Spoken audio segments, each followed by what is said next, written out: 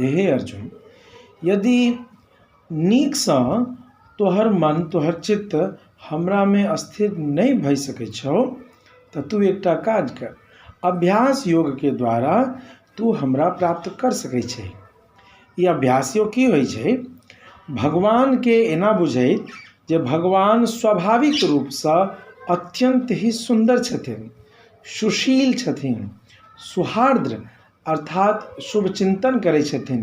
वात्सल्य, कारुण्य, माधुर्य, गंभीरता से युक्त छथिन, अत्यंत उदार, शूरवीर, पराक्रमी, सब कुछ जानने वाला छथिन, सत्यकाम, सत्य संकल्प प्रभु छथिन, सब जगह इनकर ऐश्वर्य पसारल छै और सब काज के मूल कारण भगवाने छथिन। एहन असंख्य कल्याणात्मक गुण के धाम भगवान छथिन आ जतेक भी